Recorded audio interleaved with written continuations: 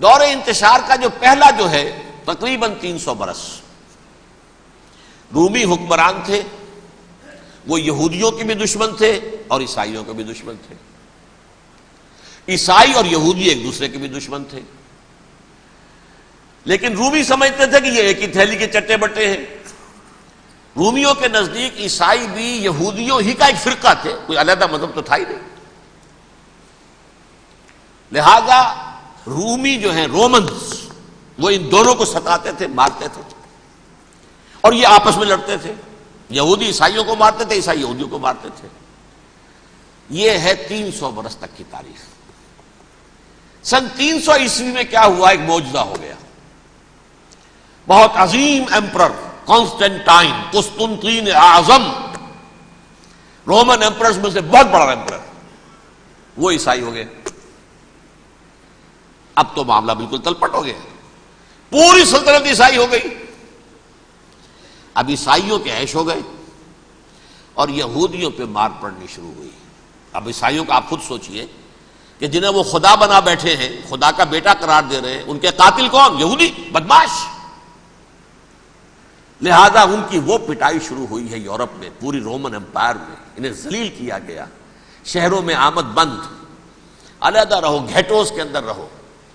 یہودی کا نام جو ہے وہ گالی بن گیا، جیسے آج بھی یہودی گالی کہتے ہیں، جیسے خنزیر کا لفظ آخر وہ بھی اللہ کی مخلوق ہے، لیکن آپ کو معلوم ہے کوئی شخص زبان پر نام نہیں لانا چاہتا خنزیر کا، سور کا، ہے تو مخلوق وہ بھی ایک حیوان ہے۔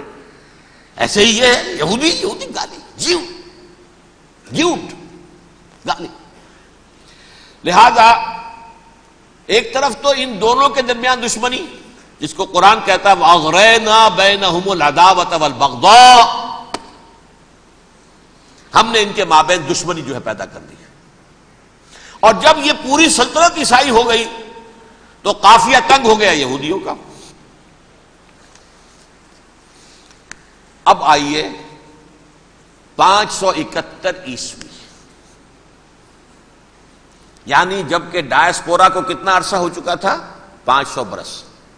سن 70 سے شروع ہوا نا ڈائسپورا، جب ٹائٹس نے گرایا ہے ہیکل کو اور نکال باہر کیا انہیں فلسطین سے، بھاگ جاؤ یہاں ایک یہودی بھی نہیں رہے گا، فلسطین سے نکال دیے گئے۔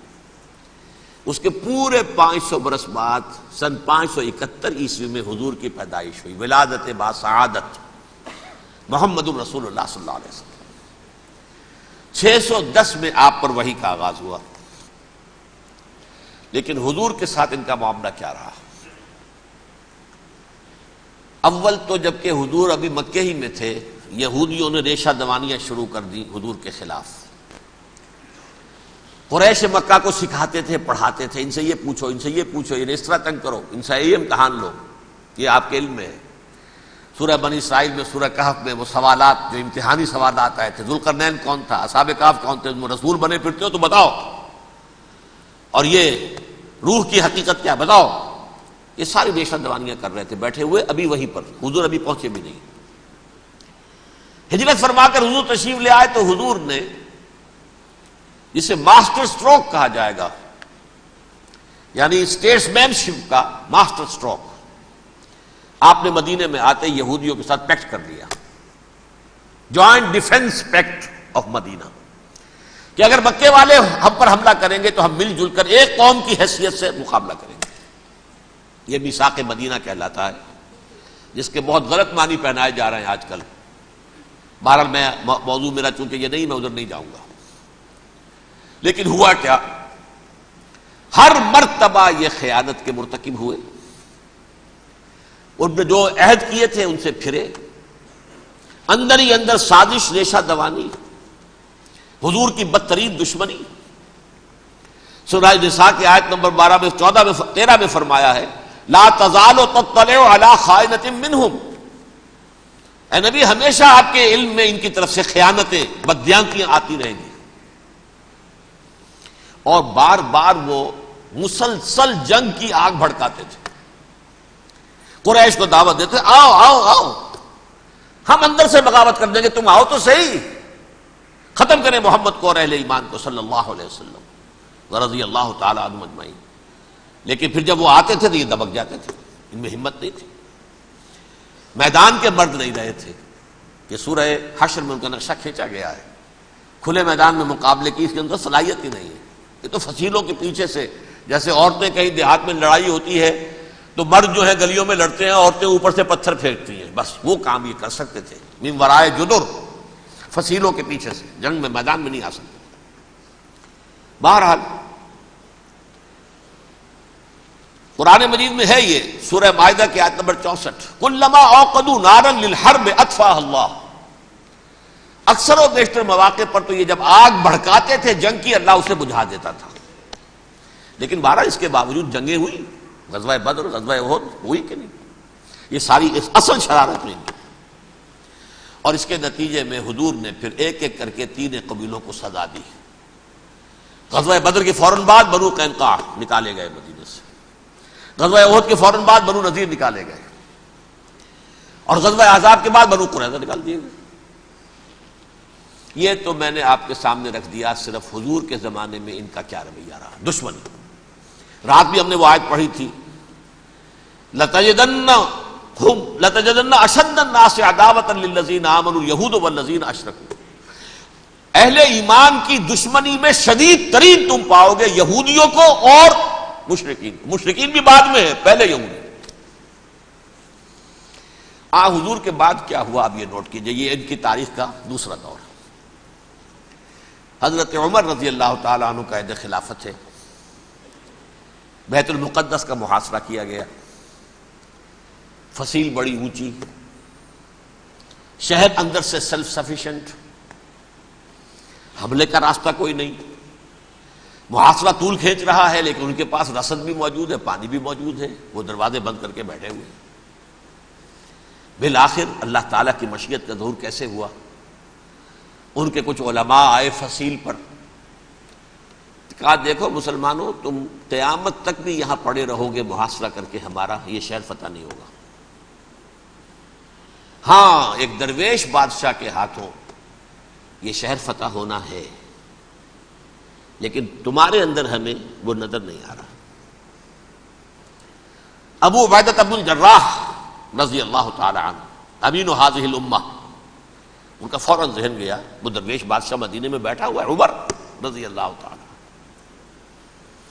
اب ایک اور عمر بھی ہے جو قندھار میں بیٹھا ہے.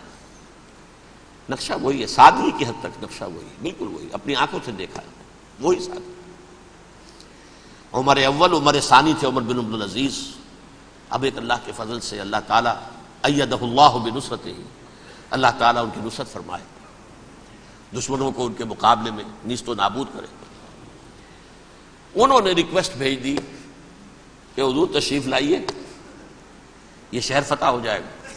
وہ ہے سفر تاریخی، اتنا طویل سفر، تقریباً 700 میل، ایک اونٹ، ایک خادم، ایک منزل پہ امیر المومنین اوپر بیٹھے، خادم آگے چل رہا ہے، اگلی منزل پہ خادم اوپر بیٹھا ہے، امیر المومنین آگے جا رہے ہیں.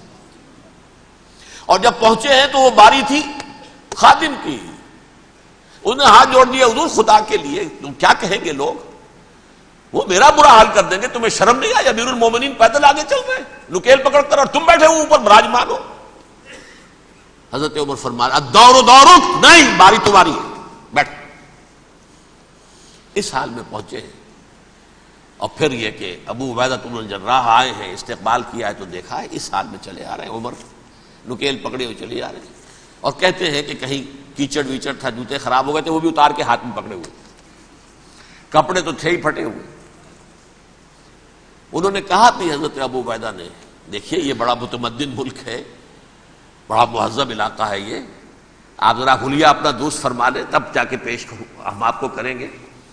آپ نے فرمایا نحن قوم اعزنا اللہ بالاسلام، ہم وہ قوم ہیں جنہیں اللہ نے عزت دی ہے اسلام کے ذریعے سے، کپڑوں کے ذریعے سے نہیں، دولت کے ذریعے سے نہیں.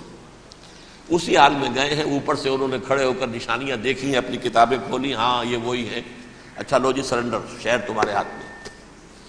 خون کا ایک قطرہ نہیں بہا اور بیت المقدس فتح ہو گیا.